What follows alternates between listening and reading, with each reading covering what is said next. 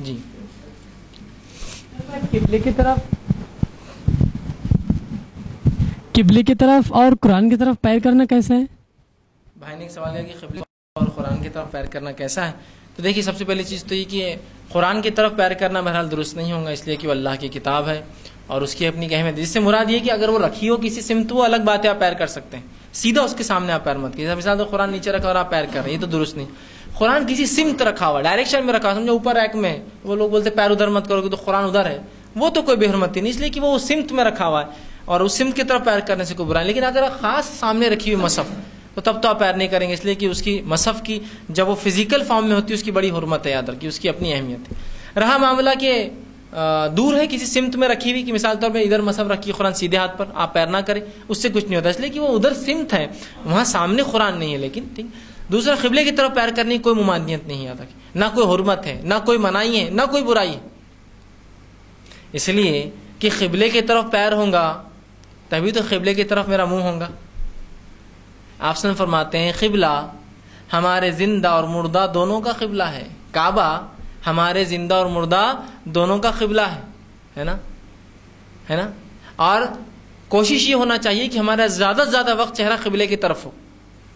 نماز میں تو ہوتا فرض ہے، قرآن پڑھتے وقت بھی کرنا چاہیے، دعاؤں کے وقت بھی کوشش کرنا چاہیے، ضروری نہیں ہے، نماز میں تو فرض ہے. دیگر عبادتوں میں کوشش کروں کہ میرا رخ قبلے طرف. اسی لیے ہمارا جب مردہ جو انسان مر جاتا ہے تو میت کا پیر قبلے طرف کرتے، تو پیر نہیں کرتے ہیں قبلے طرف، منہ کرتے ہیں، اس لیے کہ جب بھی اب میت کو اٹھائے جائیں گے نہلاتے وقت تو اس کا منہ قبلے کی طرف جائے. اور اگر کوئی انسان اس نیت سے رات سوتا ہے قبلے کی طرف پیر مطلب منہ کر کے کہ اگر مر جاؤں رات میں تو صبح اگر کوئی اٹھائے تو اسی طرف منہ، تو یہ بھی درست ہے. تو کوئی ممانعت نہیں، کوئی حرمت نہیں، کوئی برائی نہیں. اب لوگوں کا عجیب مسئلہ ہے، کسی چیز کو برائی سمجھتے، کسی چیز کو بھی اچھا سمجھتے.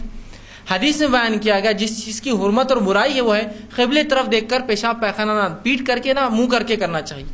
جب میں پیشاب پیخانے کو بیٹھوں بیت الخلاء، نہ میری پیٹ ادھر ہو نہ میرا منہ ادھر ہو، وہاں تو کوئی حرمت نہیں. کوئی سوچتا پہلے قبلہ ہے کہ ادھر میں پیشاب کھڑا ہو رہا ہوں کسی جنگل میں ہوں، راستے میں سفر، بس کدھر ہی بس کھڑے ہو کر شروع ہو گئے.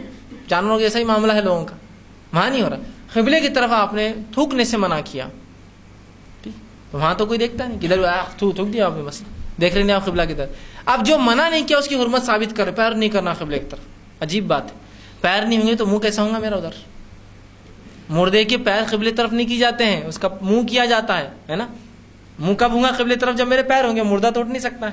تو لہٰذا اگر کوئی اس نیت سے، یہ بھی میں کہتا ہوں اگر سوئے اور یہ کہے کہ اگر میں صبح اٹھوں تو اٹھتے ہی میرا منہ قبلے طرف ہو، بہت اچھا کام کیا اس نے، کوئی غلط نہیں. تو نہ اس کی کوئی حرمت ہے، نہ اس کی کوئی برائی ہے، نہ کچھ. اب بہت سے لوگ لکھتے ہیں جو بات عوام میں برائی کا معنی لیا جائے یا لوگ عوام اس کو برا سمجھے تو وہ بات بھی جو ہے اس سے احتیاط کرنا چاہیے. اب میں کہتا ہوں تھوڑی دیر عوام جو ہے توحید کو برا سمجھیں گی تو کیا ہم سب شرک کرنے لگ جائیں گے؟ آج وہی ہے نا، توحید جو توحید پر ہے اس کو لوگ بولتے برا ہے، جو شرک میں ڈوبا ہے فلاں ہے، اس سے مانگتا اس سے مانگتا، لوگ بولتے دیکھو یہ مسلمان ہے. اور جو کہے تو بولتے یہ تو اللہ والا ہے، یہ تو مانگتا نہیں کسی سے. تو لوگ کیا توحید کو برا کہیں گے تو کیا میں شرک پر چلے جاؤں گا؟ تو لوگوں پہ شریعت نہیں ہے، شریعت میں کوئی ووٹنگ سسٹم نہیں ہے کہ لوگ بولیں گے ہاں تو ہاں.